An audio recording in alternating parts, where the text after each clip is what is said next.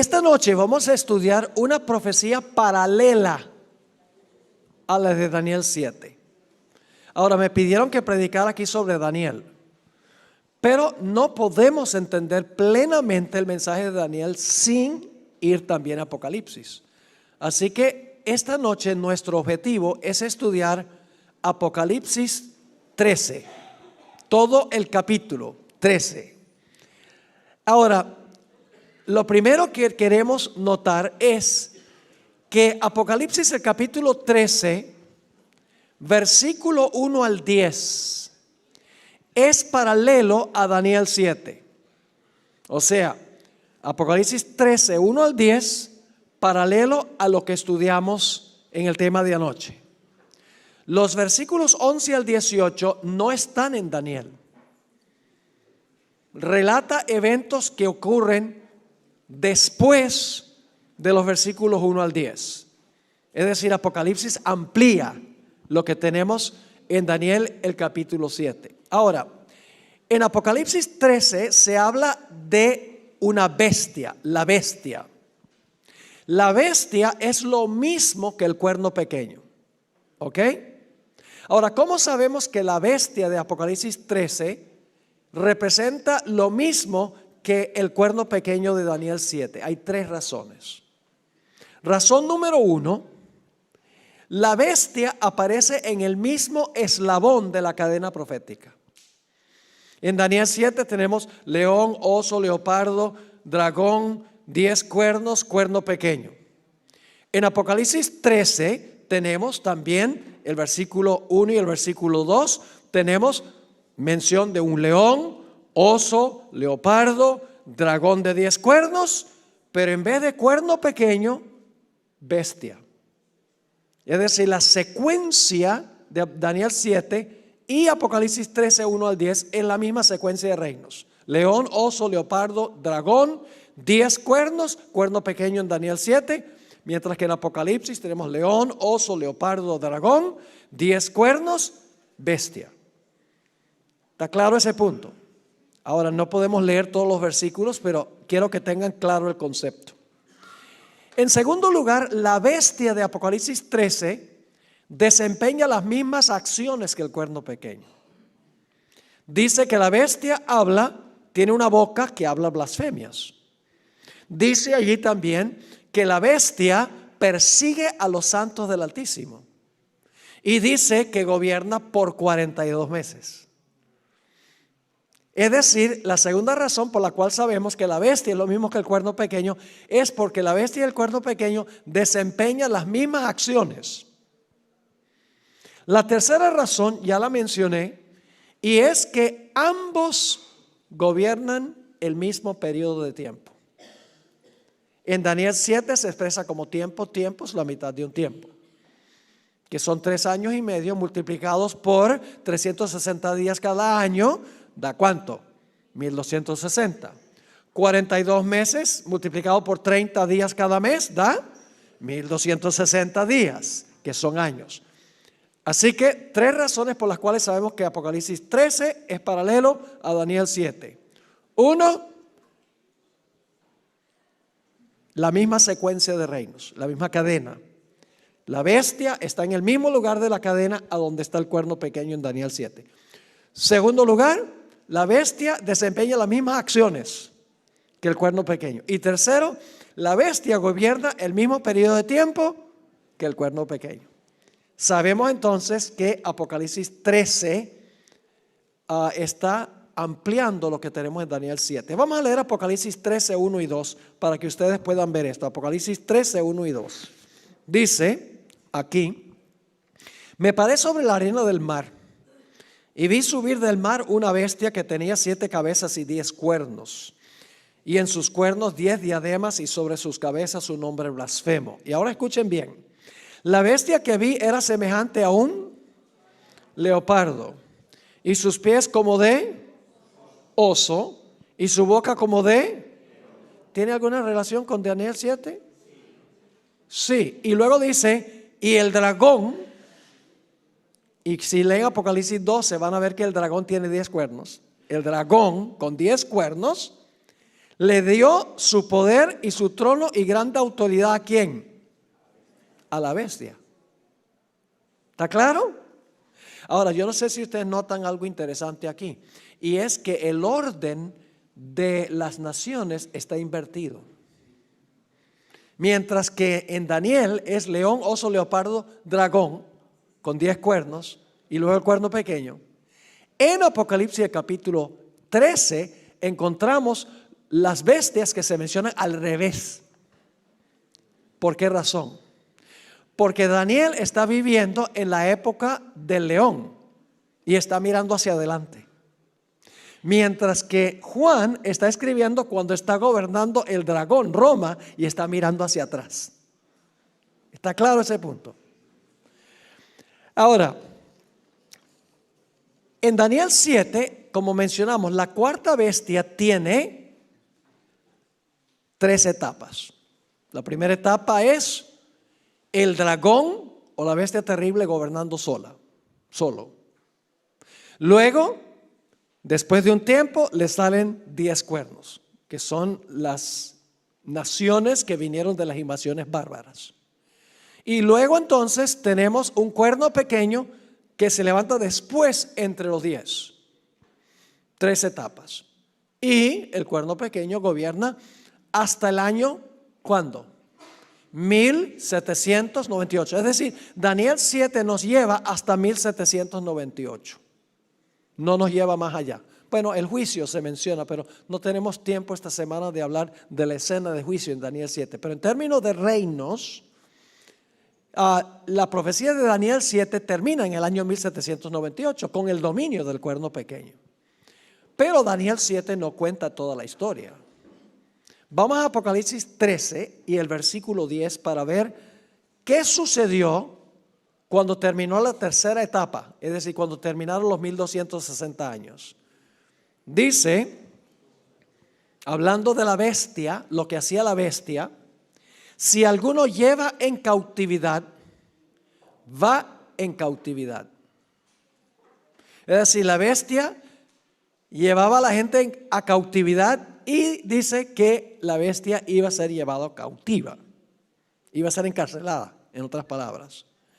Y luego dice, si alguno mata a espada, ¿con qué mataba la bestia? Con la espada. Si alguno mata a espada debe ser ¿qué? A espada debe ser muerto. Aquí está la paciencia y la fe de los santos. ¿Con qué mataba la bestia? Con la espada. ¿Y qué pasó? La espada se le volcó en contra de la bestia. Porque mataba con la espada, recibe la herida mortal con la espada. Llevaba a cautiverio, ¿y qué sucede? Ahora es llevada ¿qué? Cautiva la bestia. Ahora, ¿qué arma le dio la herida mortal a la bestia? El arma que le dio la herida mortal a la bestia fue la espada. Lo leímos, ¿verdad? La espada le dio la herida mortal a la bestia. Ahora, ¿qué representa la espada? Porque en Apocalipsis estamos tratando con símbolos, ¿verdad? No es una espada literal. La espada representa algo simbólicamente. ¿Qué representa la espada? Que le dio la herida mortal al papado. Generalmente cuando yo hago esa pregunta, la respuesta es que representa la Biblia. Ahora, es cierto que la espada puede representar la Biblia. Vamos a leer un versículo, Efesios 6:17. Efesios 6:17. Nos dice que la espada es un símbolo de la Biblia. Dice, y tomad el yelmo de la salvación y la espada del Espíritu, que es ¿qué? La espada del Espíritu, que es la palabra de Dios. Es decir, la Biblia se compara con una espada. Ahora yo pregunto, ¿en la Biblia los símbolos siempre significan lo mismo? No.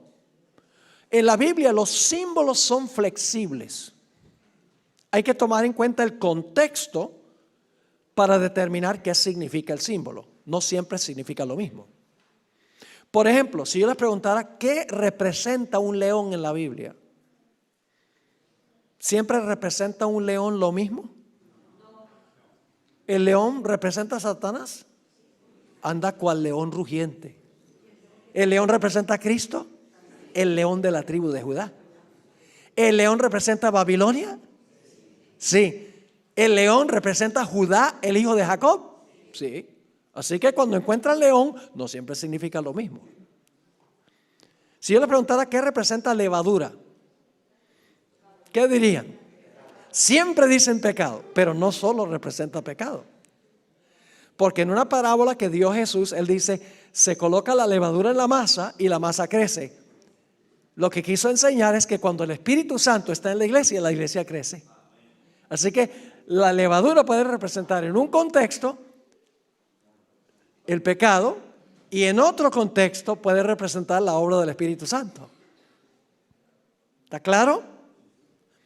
Así que nada más porque en Efesios dice que la espada es la Biblia, no significa que en Apocalipsis la espada es la Biblia. No puede ser en Apocalipsis 13 la espada un símbolo de la Biblia. Y ustedes dicen, ¿por qué no? Porque dice que la bestia usaba la espada para matar. Yo pregunto, ¿el papado usó la Biblia para matar? ¿Ah, sí? El papado no usó la Biblia para matar a nadie. Antes, ¿qué hizo? Prohibió la lectura de la Biblia. ¿Qué usó el papado para perseguir a los que no estaban de acuerdo con la iglesia? ¿Cuál espada? La del poder civil. La espada también representa la habilidad que tiene el poder civil para castigar violaciones del Código Civil. Vamos a leer lo que dice la Biblia. Romanos 13, 1 al 10. Dice en Romanos 13, 1 al 4, sométase toda persona a las autoridades superiores. ¿Quiénes son las autoridades superiores? El gobierno, muy bien. Porque no hay autoridad sino de parte de Dios, y las que hay por Dios han sido establecidas. De modo que quien se opone a la autoridad, es decir, al gobierno, a lo establecido por Dios resiste, y los que resisten acarrean condenación para sí mismos. Porque los magistrados, fíjese con los gobernantes, los magistrados no están para infundir temor al que hace el bien, sino ¿a quién? Al malo. ¿Quieres pues no temer la autoridad? Es decir, ¿quieres no tenerle miedo al gobierno? Haz lo bueno y tendrás alabanza de ella. Es decir, si tú obedeces las leyes del gobierno, el gobierno te va a tratar bien. Y luego dice el versículo 4, porque es servidor de Dios para tu bien. Pero si haces lo malo, teme, porque no en vano lleva ¿qué? La espada, pues es servidor de Dios, vengador para castigar el que hace lo malo. ¿El gobierno tiene una espada? ¿Tiene el gobierno una espada? Sí. ¿La iglesia tiene una espada? ¿Cómo usa la iglesia la espada? La iglesia usa la espada predicando. Yo estoy usando la espada ahora. Por la predicación. La palabra penetra. Hebreos 4 dice, la palabra penetra hasta lo profundo del ser. La iglesia tiene su espada y la espada del Espíritu compunge a los seres humanos y los convierte. Esa es la espada de la iglesia. Pero el poder civil también tiene una espada que se usa contra los que violan el Código Civil. Es decir, la espada, en lo que respecta el poder civil, significa la capacidad que tiene el poder civil de castigar violaciones del Código Civil. Yo pregunto, ¿el gobierno puede usar la espada contra los ladrones? ¿Puede usar la espada contra los asesinos? Claro que sí. ¿Puede usar la espada contra los que dañan la reputación de alguien? Sí, señor. Es decir, que la espada que tiene el poder civil es para castigar violaciones del Código Civil. Pero yo pregunto, ¿Cuál espada usaba la bestia para perseguir a los fieles de Dios? ¿La Biblia? ¿El papado persiguió con la Biblia? No. ¿Qué usaba? La iglesia se apropió de la espada del poder civil, no solo para castigar violaciones del Código Civil, sino para castigar a los que no estaban de acuerdo con las doctrinas y prácticas de la iglesia. Es decir, la iglesia se apropió de la espada del poder civil para esparcir su poder y su autoridad. Ahora, al final de los 1260 años, Francia se levantó en contra del papado y le quitó la espada. Es decir, Francia dijo: no vas a usar más el poder civil para lograr tus objetivos. Esa es la herida mortal que recibió el papado. El hecho de que la espada del poder civil se volcó en contra del papado. Donde antes la iglesia había usado la espada del poder civil, ahora la espada, comenzando con Francia, se levantó y le suministró la herida mortal al papado. ¿Están entendiendo lo que estoy diciendo? Ahora, mucha gente entiende mal este asunto. Dicen: bueno, la iglesia católica recibió la herida mortal en 1798. Eso no es correcto. La iglesia católica no recibió la herida mortal. El papado recibió la herida mortal. Muy diferente la iglesia católica del papado. La iglesia católica es una iglesia, el papado es una unión de iglesia y Estado.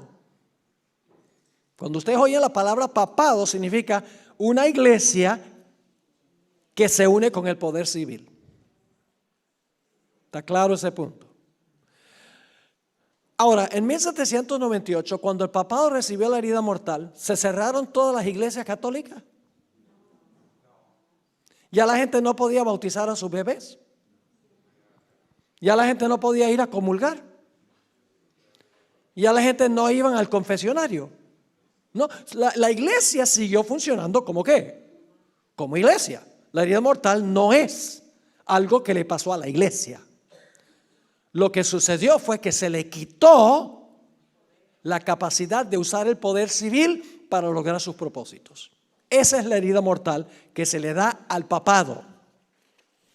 Quiero leerles unas citas aquí de historiadores sobre este asunto de la herida mortal, para que puedan entender qué es la herida mortal. No les voy a mencionar las fuentes. Bueno, tal vez debería mencionar las fuentes porque esto se está produciendo por Logos. En el libro de George Trevor, Roma desde la caída del Imperio Occidental, página 439 y 440, encontramos una descripción de lo que pasó en la Revolución Francesa. Escuchen: el papado estaba extinto, no la Iglesia Católica. En la Revolución Francesa el papado estaba extinto. No quedaba ni un vestigio de su existencia cuando recibió la herida mortal. Y de todos los poderes católicos romanos en Europa, ninguno levantó un solo dedo para defenderlo. ¿Qué hubiera sucedido durante las edades oscuras si una nación se hubiera levantado en contra del papado? Todas las demás naciones se levantan para defender al Papa. Pero aquí dice, este historiador dice, de todos los poderes católicos romanos en Europa, ninguno levantó un solo dedo para defenderlo. La ciudad eterna ya no tenía príncipe, ni pontífice. Por príncipe significa el poder del Estado, ni pontífice está hablando del Papa. Su pontífice estaba muriendo en tierras extranjeras. Es decir, porque el Papa Pío VI fue llevado cautivo. Y ya se había dado el decreto de que no se permitiría la elección de un sucesor. Otro historiador, Joseph Rickaby, en el libro Discursos sobre la historia de la religión, tomo 3, página 1, escribió, en cuanto a Napoleón dijo, el papado se terminó. Se conoce como el veto de Napoleón. Y este historiador está escribiendo sobre Napoleón, quien dijo, se acabó. Con razón, la mitad de Europa, no solo Francia, la mitad de Europa creía que el veto de Napoleón, que no permitía que se eligiera otro papa, sería obedecido y que al igual que el papa, el papado estaba muerto. ¿Captaron lo que está diciendo este historiador? Es decir, la herida mortal, el papado estaba muerto. Porque las naciones de Europa se le volcaron en contra, usaron la espada en contra de la iglesia. La espada que la iglesia había usado. Aquí hay otra cita, T.H. Hill, el drama papal, libro 10, escribió: las muchedumbres pensaban que el papado estaba a punto de morir. Esto es durante la Revolución Francesa. Y se preguntaba si Pío VI sería el último pontífice y si el cierre del siglo XVIII marcaría la caída de la dinastía papal. Una cita más. Esta cita viene de un escritor alemán, Emmy Whiteloff, y se cita en el libro Simposio sobre Apocalipsis, tomo 2, página 337. Dice, el papado había sufrido su más profunda humillación y parecía estar aniquilado. Fíjense la terminología. Parecía estar, ¿qué? El papado aniquilado.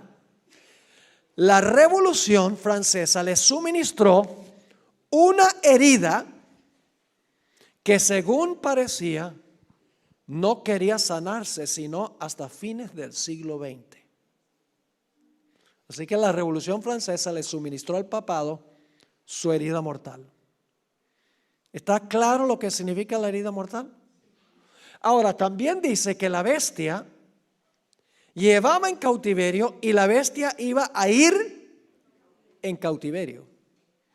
No solamente iba a recibir una herida mortal con la espada, sino que también iba a ir en cautiverio. ¿Qué significa eso? Que el papado iba a ir en cautiverio. No tengo tiempo de esbozar esto en su plenitud. Tendríamos que ir a 2 de Tesalonicenses, el capítulo 2, donde se habla de un poder que detenía la manifestación del papado. Y cuando es quitado del medio el que detiene, entonces ahora el papado puede ejercer todo su poder. Ese es un tema que necesitaría 2 horas para trazar ese tema sobre 2 de Tesalonicenses 2. Pero les voy a explicar brevemente lo que significa que el papado fue en cautiverio. No se refiere meramente a que Pío VI fue llevado cautivo y murió en Francia. Porque en realidad la herida mortal no se le dio a un papa, la herida mortal se le dio al sistema, al papado, que había gobernado 1260 años. Es decir, la herida mortal se le dio al sistema. Y el sistema fue llevado cautivo. Ahora, ¿qué significa que el sistema fue llevado cautivo en la Revolución Francesa, culminando en 1798? Les explico y luego les voy a dar un ejemplo de Apocalipsis. ¿A dónde radicaba el poder del papado? ¿Por qué el papado tenía libertad para perseguir durante los 1260 años? Porque los poderes civiles se prestaban para que el papado hiciera lo que quería.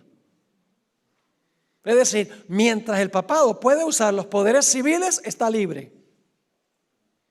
Cuando los poderes civiles le retiran su apoyo, ya no puede funcionar, está cautivo.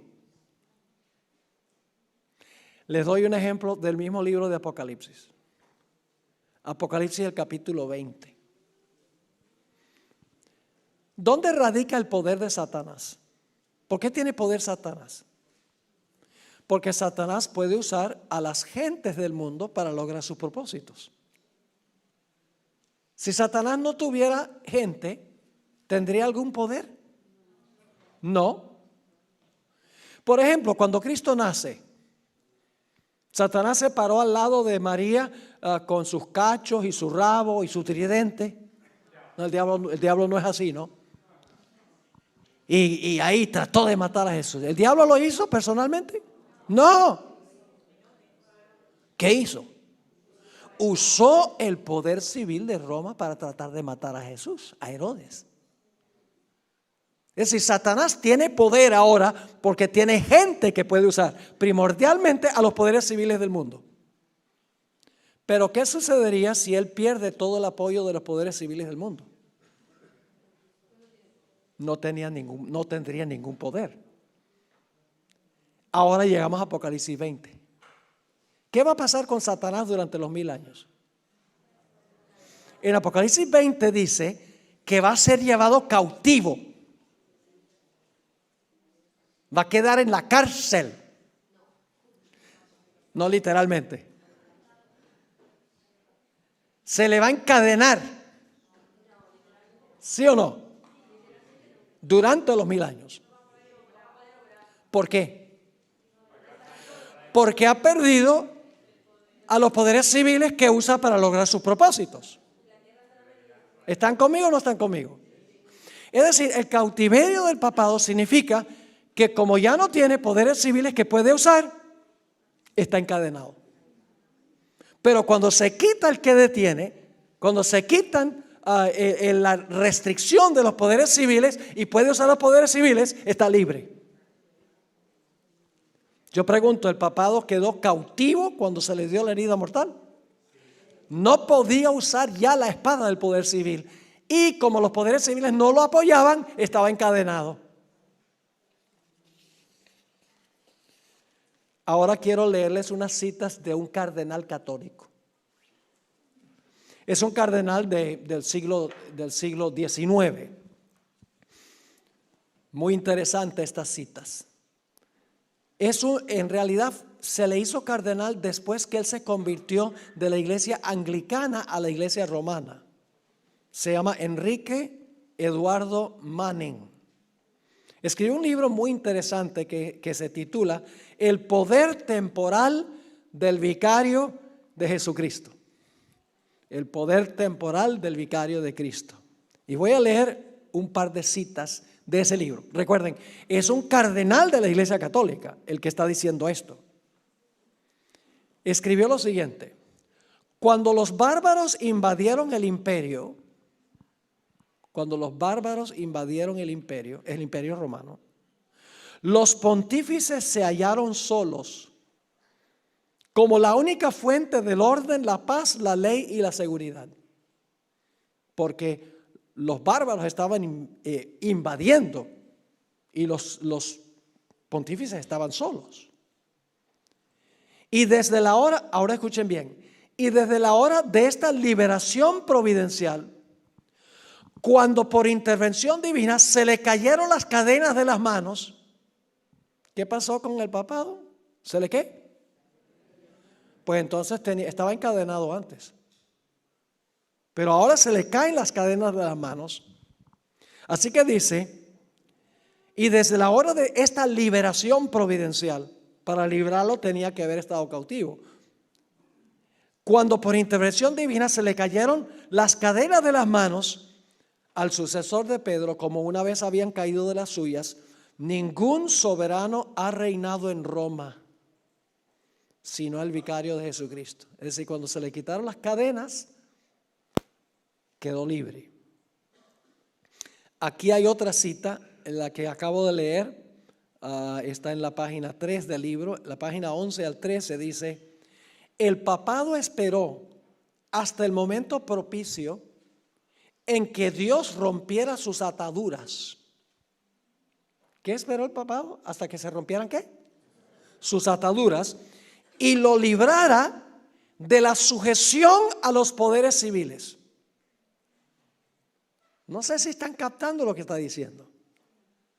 El papado esperó hasta el momento propicio en que Dios rompiera sus ataduras y lo librara de la sujeción a los poderes civiles. Es decir, antes el papado había estado sujeto a los poderes civiles, pero ahora es librado para controlar los poderes civiles. Sigue escribiendo. El papado esperó hasta el momento propicio en que Dios rompiera sus ataduras y lo librara de la sujeción a los poderes civiles, colocándolo así sobre el trono como dueño de su propia soberanía temporal. Aquí está otra cita en la página 16. Digo pues que fue Dios mismo el que libró a su vicario terrenal de la sujeción al poder temporal. Dice que Dios lo hizo. Nosotros sabemos que no fue Dios el que lo hizo. Pero dice, digo pues que fue Dios mismo el que libró a su vicario terrenal de la sujeción al poder temporal. Es decir, antes había estado sujeto al poder temporal. Pero dice, Dios lo libró de estar sujeto al poder temporal. Y luego dice algo muy interesante. Digo pues que fue Dios mismo el que libró a su vicario terrenal de la sujeción al poder temporal, y fue por él como los obispos de Roma reinaron como príncipes temporales por 1200 años. ¿Cómo? ¿Por cuánto tiempo dice él que gobernaron cuando se quitó el estorbo? 1200 años. Interesante esa admisión, porque la profecía dice 1260 años. Aquí hay otra cita, mismo libro. Él no sabe que está hablando del cautiverio del papado cuando está sujeto a los poderes civiles, y la liberación del papado cuando puede usar los poderes civiles. Una cita más. La conversión del imperio al cristianismo y su destierro al lejano oriente, es decir, cuando Constantino se fue a Constantinopla, la conversión del imperio al cristianismo y su traslado y destierro al lejano oriente libró al vicario de Jesucristo de la sujeción al poder temporal. Es decir, cuando el emperador Constantino se fue al oriente, allá a Constantinopla, el vicario de Cristo quedó ¿qué? Libre. Porque ahora el Papa iba a ocupar el lugar que había ocupado Constantino.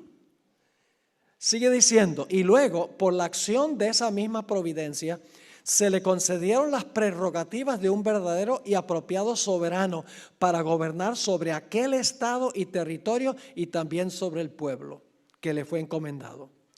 Y ahora fíjense, y desde aquella hora que podría decirse fueron 1500 años, o más precisamente 1200.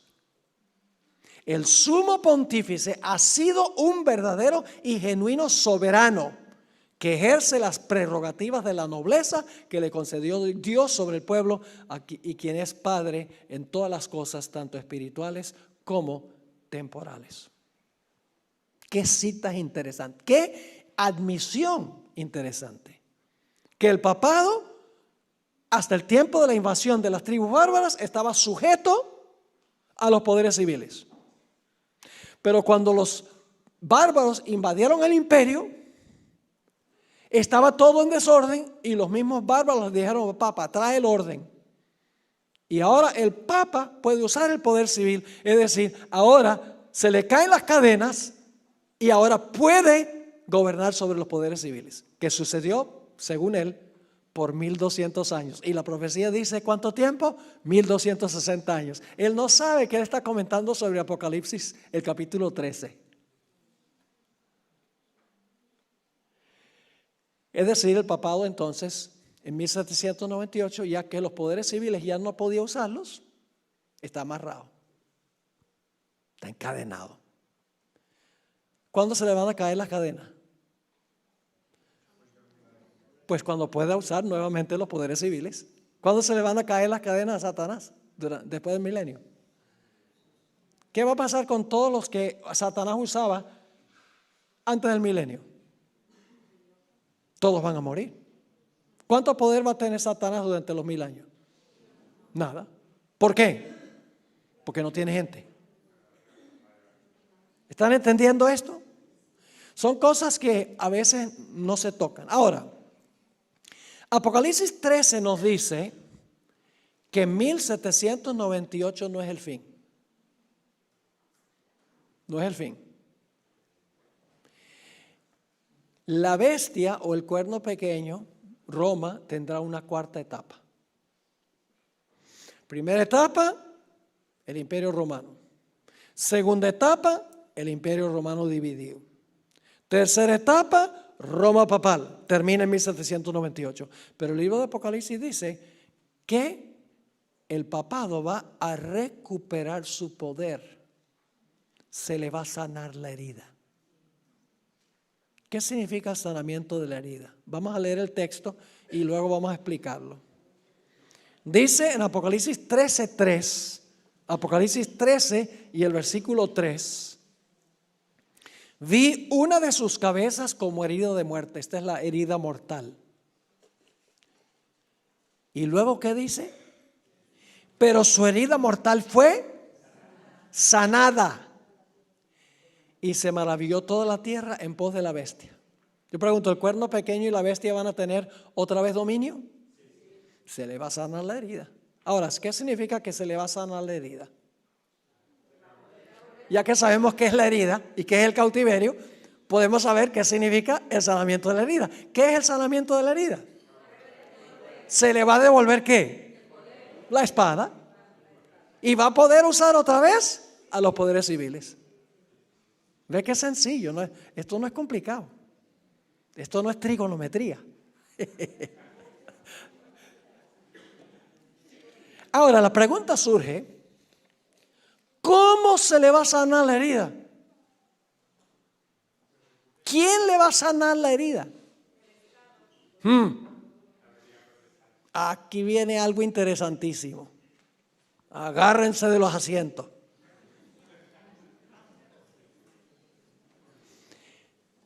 La segunda parte de Apocalipsis 13 habla de una segunda bestia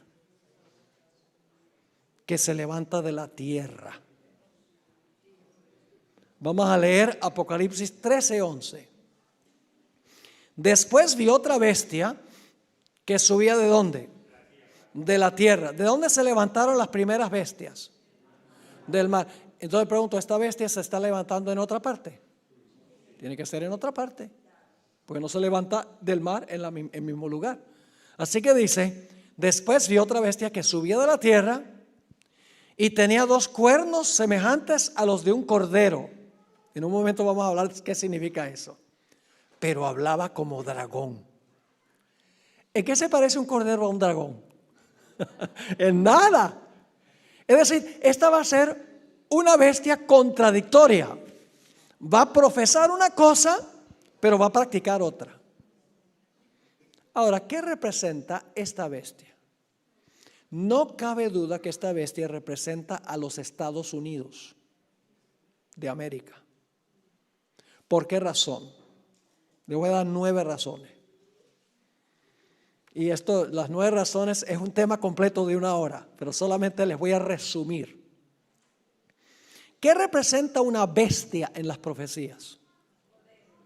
Una nación o un imperio. Es decir, esta bestia que se levanta de la tierra tiene que ser una nación. Tiene que ser una nación. ¿El león fue una nación? ¿El oso fue una nación? ¿El leopardo fue una nación? ¿El dragón fue una nación? Pero esta bestia no. Sí, también es una nación. Bestias representan naciones. Es decir, debemos buscar una nación. En segundo lugar, tiene que ser una nación que se levanta al mismo tiempo que la primera bestia cae. ¿Están conmigo o no están conmigo? Cuando la primera bestia está cayendo, se levanta esta bestia. Es decir, tiene que ser un poder que se levanta alrededor de ¿qué? Alrededor de 1798. Ahora escuchen bien, no podemos poner exactamente 1798 como la fecha en que se levanta esta bestia de la tierra, porque en realidad, por ejemplo, Babilonia, cuando Babilonia cae, antes de que cayera esa noche que Belsasar estaba celebrando su banquete, ya Babilonia estaba decayendo y los medo-persas estaban aumentando. Ponemos el 539 porque eso es cuando entró Ciro y Darío allá a la ciudad. Ponemos eso como puntual, pero ya estaba cayendo. Es decir, tiene que levantarse esta bestia de la tierra alrededor del tiempo cuando la primera bestia recibe su herida mortal. Próximo punto. La palabra se levantaba de la tierra, esa palabra es muy interesante. Se usa, por ejemplo, en la parábola del sembrador para hablar de una plantica que brota. Una planta cuando está recién brotando. Es decir, en 1798, esta nación no era una potencia en ese momento. Estaba recién retoñando. Estaba joven en ese tiempo. Punto número 4. Tiene que levantarse en un lugar distinto que las primeras 4 bestias. Porque las primeras 4 se levantaron en el mar, mientras esta se levanta ¿dónde?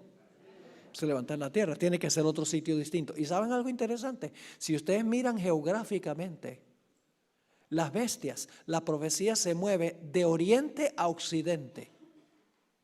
Babilonia está bien al oriente. Medo-Persia más para acá, hacia el occidente. Grecia más hacia acá. Roma más hacia el occidente. Probablemente entonces esta nación debe ser una nación que queda al occidente de Europa. ¿Qué queda al occidente de Europa? No me digan el océano Atlántico, por favor. Los Estados Unidos de América queda al occidente. Es decir, las primeras bestias son asiáticas y europeas. Entonces, si esta bestia se levanta de la tierra, no puede ser en Asia, ni dónde, ni en Europa. Siguiente punto. Esta bestia tiene que ser una superpotencia política mundial. Porque finalmente van a poner una ley de que todos tienen que adorar la imagen de la bestia. Todas las naciones. Para eso tiene que tener poder político global. Además de eso, va a prohibir comprar y vender. Tiene que ser una potencia económica o capitalista. En tercer lugar, tiene que ser una superpotencia militar, porque va a imponer un decreto de muerte contra aquellos que no obedezcan.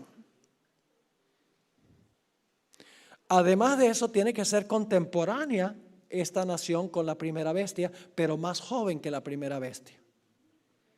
La primera bestia tenía 1260 años. Esta bestia es contemporánea a la primera, es decir, viven al mismo tiempo, pero la bestia que se levanta de la tierra es más joven que la bestia anterior. Y otro detalle interesante es que esta bestia que se levanta de la tierra no tiene que pelear contra ninguna de las bestias anteriores para levantarse al poder. En Daniel 7 el oso acabó con el león, y el leopardo acabó con el oso, y el dragón acabó con el leopardo. Es decir, cada nación pelea contra la nación anterior para ascender al poder, pero esta bestia no lucha contra ninguno de los poderes anteriores para ascender al poder, sino que más bien hace otra cosa. En vez de luchar contra la bestia anterior, le ayuda a recuperar su poder.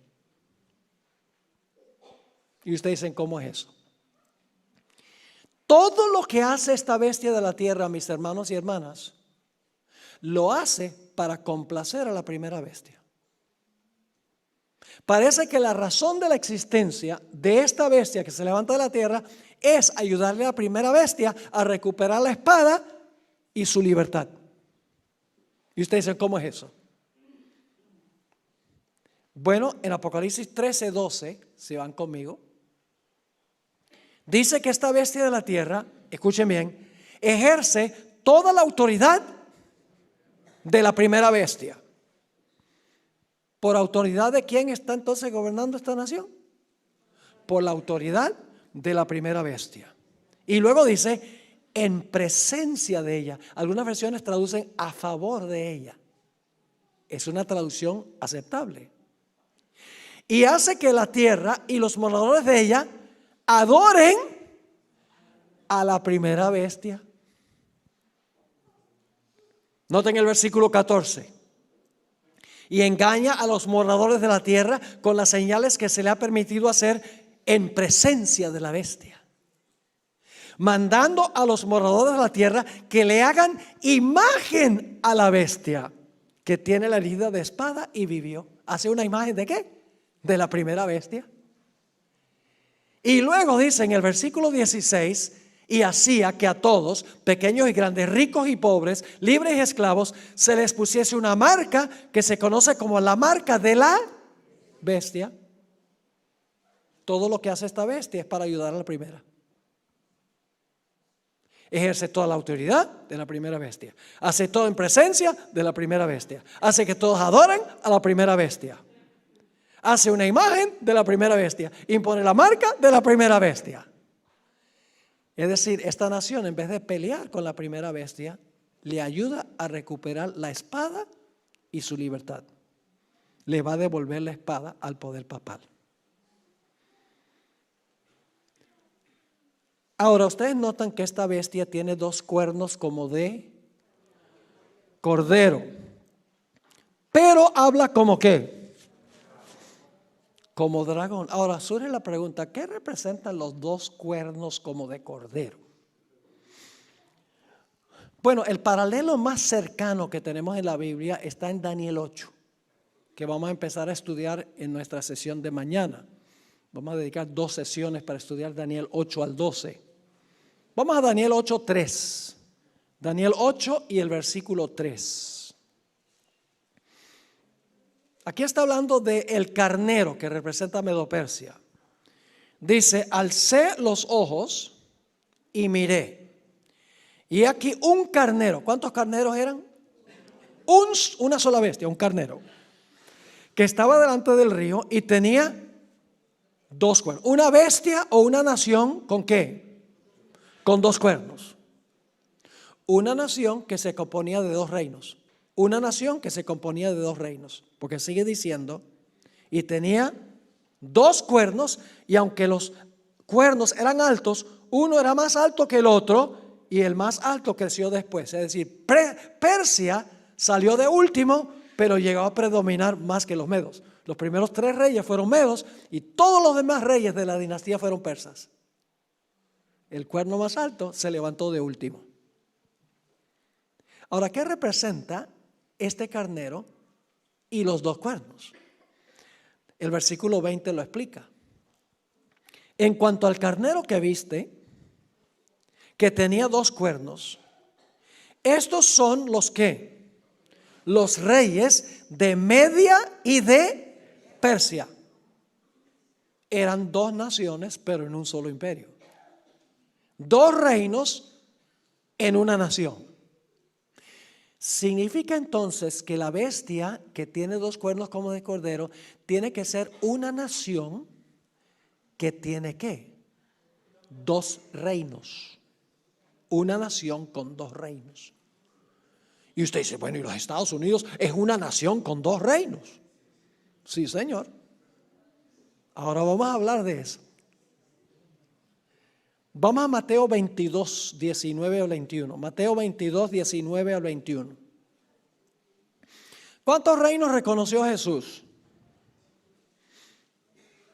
¿Cuántos reinos reconoció el Señor Jesucristo? 2. 2. Sí, 2. ¿Cómo no? 2. Nota lo que dice aquí.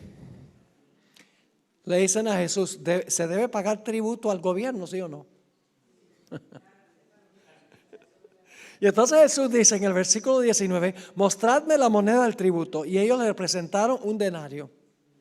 Entonces les dijo, ¿de quién es esta imagen? Es decir, la cara de quién está en esta moneda y la inscripción, el nombre de quién está en la moneda.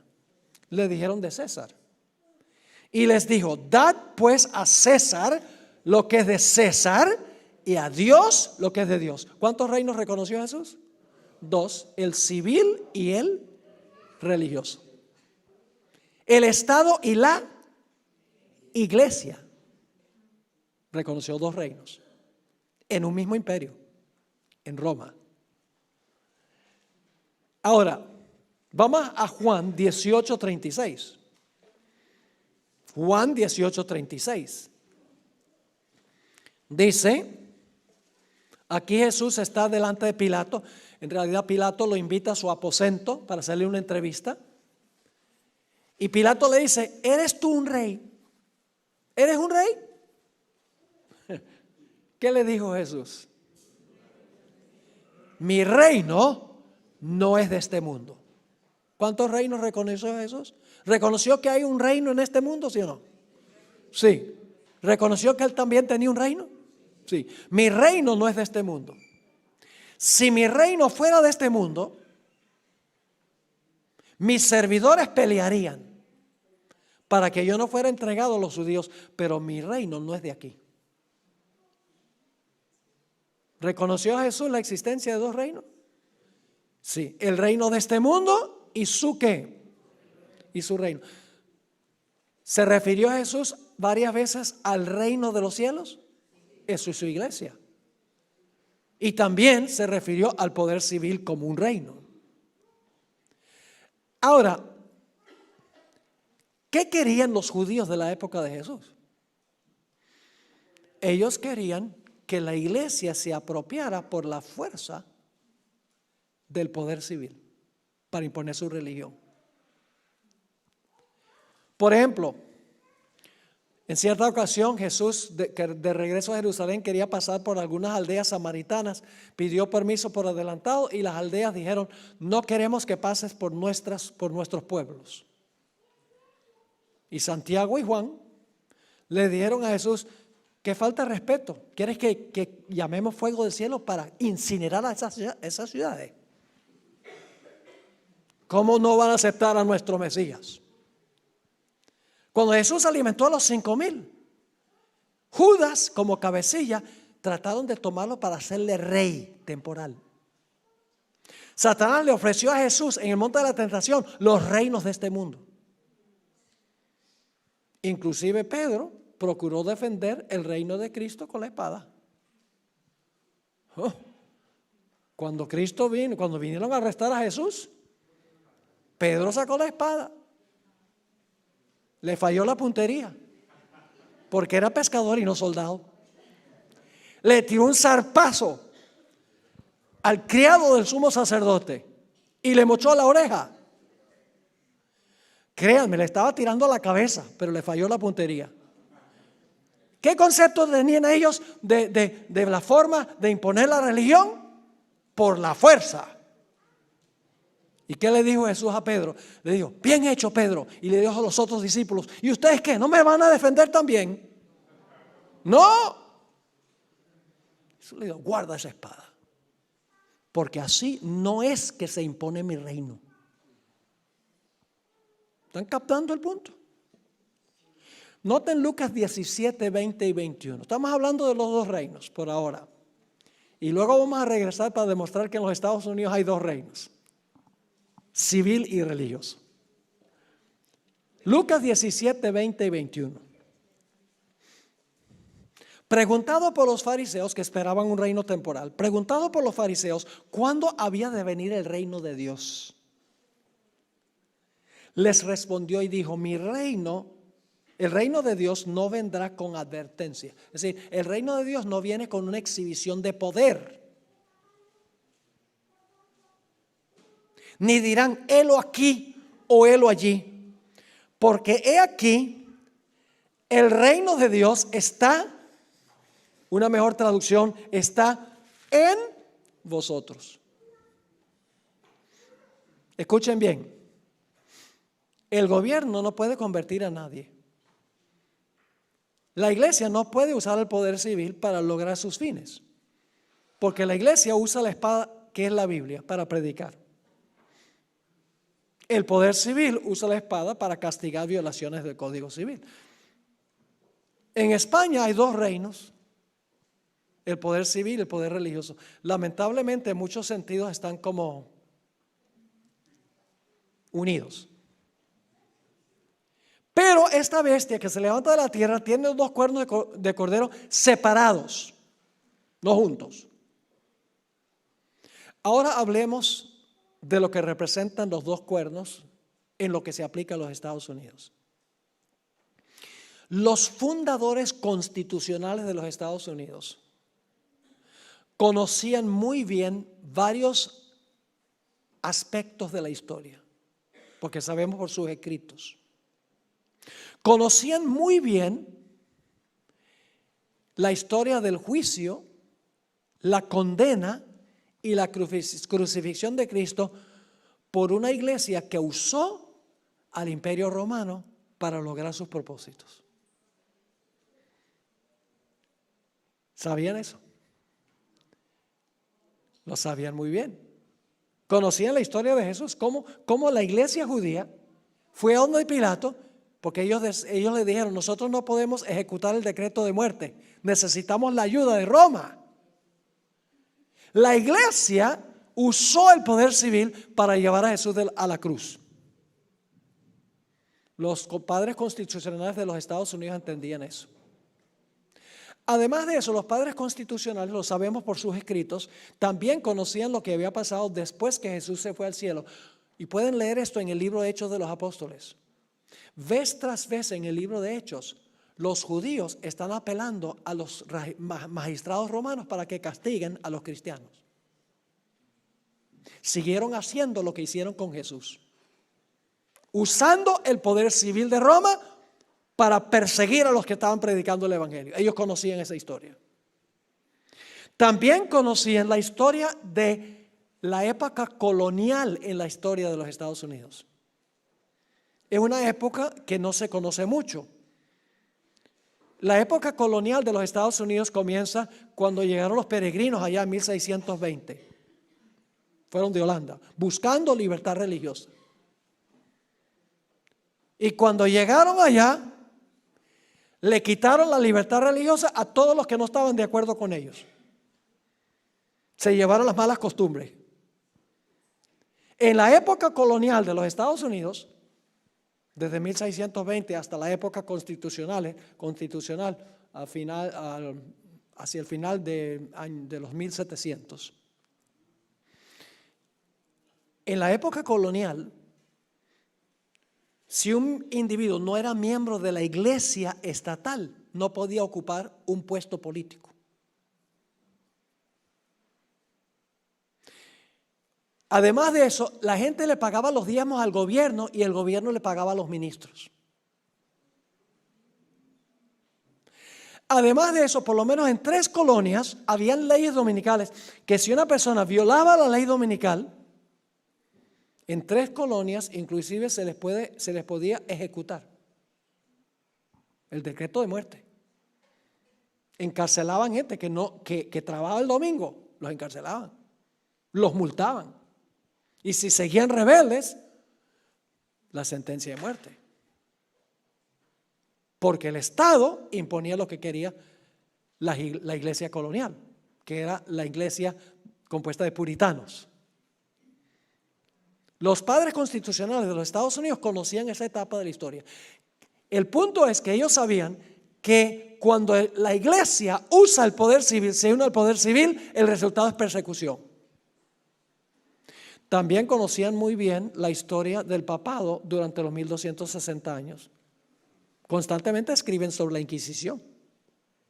Cuando la iglesia usaba el poder civil para perseguir a los que no concordaban con los dogmas de la iglesia y con las prácticas de la iglesia. Y por eso los padres constitucionales de los Estados Unidos dijeron: en esta nación que está surgiendo va a ser diferente. En esta nación nosotros vamos a separar radicalmente la iglesia del poder civil. Ni la iglesia va a poder usar el poder civil, ni el poder civil va a poder usar la iglesia. Cada uno va a funcionar en su esfera. Libertad civil y libertad religiosa. Por eso en 1776 se ratificó la Declaración de Independencia, que parcialmente dice que todos tienen ciertos derechos inalienables. Es decir, que nadie les puede quitar porque son garantizados por Dios. Y entre esos derechos está el derecho a la vida, la libertad y la búsqueda de la felicidad. La Constitución fue ratificada en año 1787 y básicamente los principios de la Constitución de los Estados Unidos es un gobierno del pueblo, para el pueblo y por el pueblo. Es decir, el poder no radica arriba sino abajo, con el pueblo. Ahora, ¿qué sucedía durante el periodo de dominio papal? todo el poder fluía del rey hacia abajo. El rey mandaba y la gente obedecía lo que decía el rey. El pueblo no tenía voz ni voto. Y en la iglesia, ¿cómo funcionaba? Lo que decía el Papa. La gente no tenía libertad. El Papa hablaba y la gente tenía. Cuando el Papa decía salta, la persona decía ¿cuán alto? Cuando el rey decía salta, ¿cuán alto? No había libertad del pueblo. No era un gobierno del pueblo, para el pueblo y por el pueblo. Era un gobierno que fluía de arriba hacia abajo, por imposición. Los padres constitucionales de los Estados Unidos dijeron aquí va a ser diferente. Aquí el poder va a fluir de abajo hacia arriba. El pueblo va a poder elegir sus propios representantes. Y va a haber libertad civil y libertad religiosa. En una nación, dos reinos distintos. La iglesia por su lado y el Estado por su lado. Y en los Estados Unidos hay ambas cosas. La iglesia funciona como iglesia y el Estado como Estado. Déjenme darles una ilustración. Yo sé que en Europa aquí es un poquito diferente. Es peligroso el asunto de la iglesia pedir la ayuda del Estado y viceversa. Es muy peligroso. Yo pregunto, en asunto de finanzas, ¿qué le debemos a Dios? El diezmo. ¿Y qué le debemos a César? No nos gusta, ¿verdad? Los impuestos. Yo les pregunto, ¿sería apropiado que el gobierno español le dijera a la iglesia, ustedes tienen que darnos un porcentaje de los diezmos? No. ¿Sería apropiado para la iglesia decirle al gobierno español, denos una ayuda económica para que podamos funcionar? No, porque cuando la iglesia recibe la ayuda del Estado, la iglesia tiene que hacer lo que el Estado dice porque le debe. ¿Es así o no es así? Es peligroso, peligrosísimo. La hermana White nació 29 años después de la herida mortal. Y ella escribió en El Conflicto de los Siglos, página 495, lo siguiente, hablando de los colonos en los Estados Unidos. Los fundadores de la nación procuraron con acierto que la iglesia no pudiera hacer uso del poder civil. ¿Qué hicieron los fundadores de la nación? Procuraron con acierto que la iglesia no pudiera hacer uso del poder civil, con los consabidos e inevitables resultados, la intolerancia y la persecución. Los padres fundadores de Estados Unidos dijeron, está bien que en esta nación haya dos reinos, la iglesia funcionando como iglesia y el poder civil como poder civil, pero en esta nación no vamos a permitir que la iglesia use el poder civil para cumplir sus propósitos. Ahora quiero compartir con ustedes algunas de las cosas que dijeron los fundadores de los Estados Unidos, de la nación, porque en la época colonial no existía los Estados Unidos, o sea, estaba el territorio, pero en la época de la colonia era colonia de Inglaterra. O sea, no había gobierno de Estados Unidos, no había constitución, no fue sino hasta la Declaración de Independencia, la Constitución y el Acta de Derechos que los Estados Unidos llegó a ser nación. Inmediatamente antes del año 1798. Qué interesante. Mientras que la primera bestia estaba a punto de recibir su herida mortal, la bestia de la tierra estaba ascendiendo y formándose como nación. Esto no es coincidencia ni accidente. Hablemos en primer lugar de George Washington. ¿Han oído hablar de George Washington? El libertador de la patria, el que nos libró de Inglaterra. Primer presidente de los Estados Unidos. Presidió la Convención Constitucional, a donde se escribió y se ratificó la Constitución de los Estados Unidos. La delegación bautista, es decir, la iglesia bautista, le escribió una carta a George Washington el 8 de agosto de 1879. De 1779, perdón. En primer lugar, felicitándolo por su elección como el primer presidente de los Estados Unidos. Y le preguntaron si la recién aprobada Constitución tenía suficientes garantías de libertad religiosa. porque se acababa de aprobar la Constitución, pero ellos querían saber si la Constitución garantizaba plena libertad religiosa. Y Washington le respondió y le dijo, sí, yo creo que la Constitución tiene garantías de libertad religiosa. Pero con el transcurso del tiempo se aprobaron las actas de derechos, que son las primeras 10 enmiendas que contante y sonante garantizan la libertad de conciencia y libertad de religión. Quiero leerles lo que le escribió el presidente Washington a la delegación bautista en cuanto a la pregunta que ellos hicieron. Escribió Washington: nunca hubiera colocado mi firma sobre la Constitución que fue redactada por la convención, sobre la cual tuve el honor de presidir, si hubiera albergado la menor duda de que ésta iba a poner en peligro los derechos religiosos de cualquier sociedad eclesiástica. Es decir, yo no hubiera firmado la Constitución si yo hubiera pensado que había peligro de que cualquier iglesia iba a sufrir. Ahora, quiero leerles una cita más de Thomas Jefferson. Le está escribiendo a la Asociación Bautista de Danbury: creyendo como ustedes que la religión es algo que debe permanecer solo entre el hombre y su Dios, y que el hombre le debe rendir cuentas tan solo a Dios por su fe y culto, que los poderes legítimos del gobierno alcanzan tan solo a nuestras acciones y no nuestras opiniones, yo contemplo que la legislatura son los que redactan las leyes, que la legislatura no debe redactar ninguna ley que tenga que ver con el establecimiento de religión, ni que prohíba el libre ejercicio de ella, edificando así un muro de separación entre la iglesia y el Estado. ¿Qué hay entre la iglesia y el Estado? Un muro. El gobierno de los Estados Unidos no puede redactar ninguna ley que establezca alguna observancia religiosa, ni tampoco puede prohibir que la gente practique su religión. Y tenemos una ilustración de esto, una ilustración muy interesante en el libro de Daniel. En Daniel 3, yo pregunto, ¿el rey estableció una observancia religiosa en Daniel 3? Sí, levantó una imagen y dijo, todo el mundo tiene que adorar esta imagen. El rey estaba obligando a practicar cierta observancia religiosa. Pero en Daniel 6 es diferente. En Daniel 6 el rey está prohibiendo que Daniel ore. Está prohibiendo que él practique su religión. Nabucodonosor estableció religión, mientras que en el capítulo 6 se prohíbe la libre práctica de la religión. ¿Y cuál fue el resultado de estas leyes que fueron establecidas por los poderes civiles? Persecución.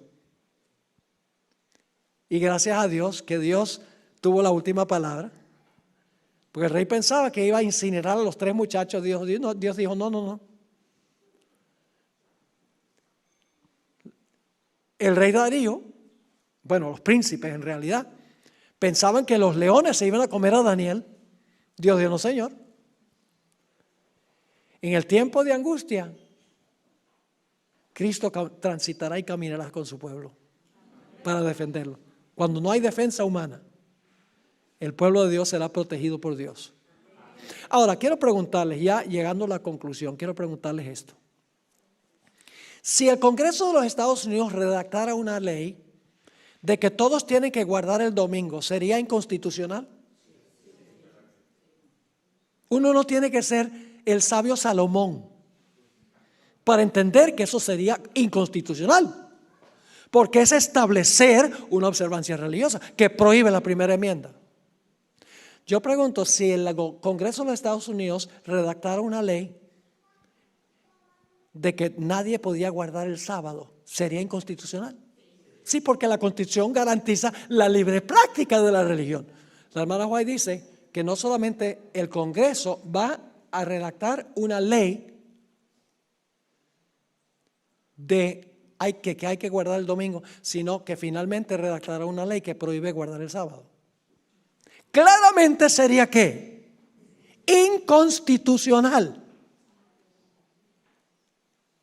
No es que los Estados Unidos, escuchen bien, no es que los Estados Unidos va a eliminar la primera enmienda, sino que va a declarar que leyes inconstitucionales son constitucionales. Por eso dice que esta bestia tiene 2 cuernos como de cordero, profesa libertad civil y religiosa, pero al mismo tiempo habla como dragón. Contradice su profesión. Y todo este asunto del cambio climático, ese es tema para otro tiempo. Todo este asunto del cambio climático últimamente tiene como fin establecer el domingo como día de reposo. El Papa lo ha dicho. El medio ambiente necesita un día para reposar. ¿A que no adivinan qué día es ese? El domingo. Los pobres trabajadores, los capitalistas hacen que trabajen y trabajen. Los pobres necesitan un descanso. ¿A que no adivinan qué día? Domingo. La familia vive ajetreada, andando de aquí para allá, los hijos a la escuela, el trabajo y esto. La familia no tiene tiempo para conectarse unos con otros y con Dios, para ir a misa y eso. Es necesario que la familia tenga un día para descansar. ¿A que no adivinan qué día es ese? El domingo. Ahora, no me entiendan mal, es bueno que el medio ambiente tenga un buen día para descansar. Es bueno que los pobres trabajadores tengan un día para descansar. No hay ningún problema en eso. No hay un problema con que la familia tenga un día para descansar. El problema es que el Papa tiene el día que no es. Y finalmente va a querer imponerlo usando la espada del poder civil. Y los Estados Unidos va a ser el primer país que se va a prestar para esto. Ahora termino con esto. La Corte Suprema de los Estados Unidos. El Tribunal Supremo de los Estados Unidos tiene 9 jueces. En los Estados Unidos el gobierno, los Estados Unidos tiene 3 ramas de gobierno. El poder ejecutivo, representado mayormente por Donald Trump. En segundo lugar, el poder legislativo, que son los que redactan las leyes. Y en tercer lugar, el poder judicial, primordialmente la Corte Suprema de los Estados Unidos, que se compone de 9 jueces. ¿Cuál de esas 3 ramas es más poderosa?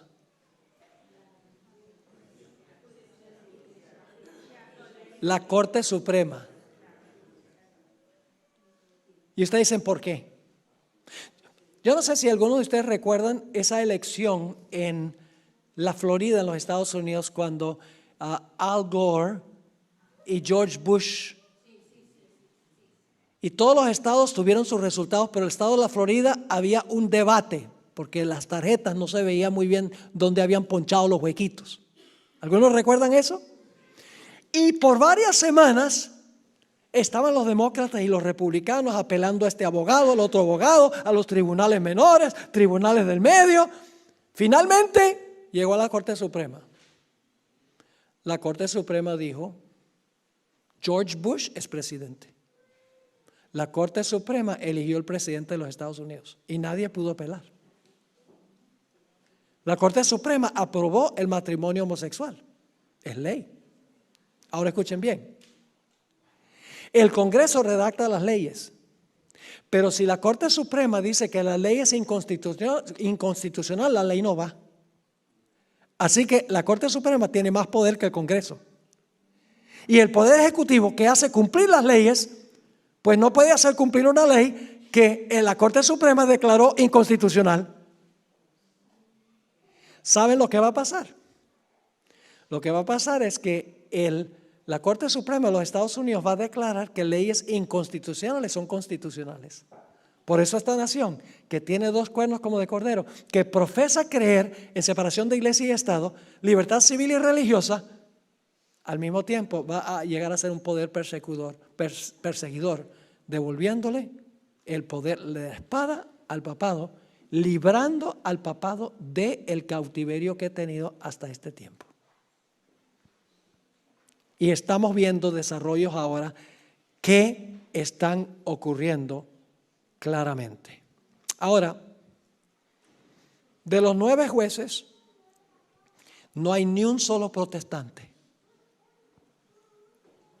Y Estados Unidos es un país protestante, ¿verdad? Supuestamente. La vasta mayoría de los ciudadanos son protestantes. No hay ni un solo juez protestante. Hay 6 católicos y 3 judíos.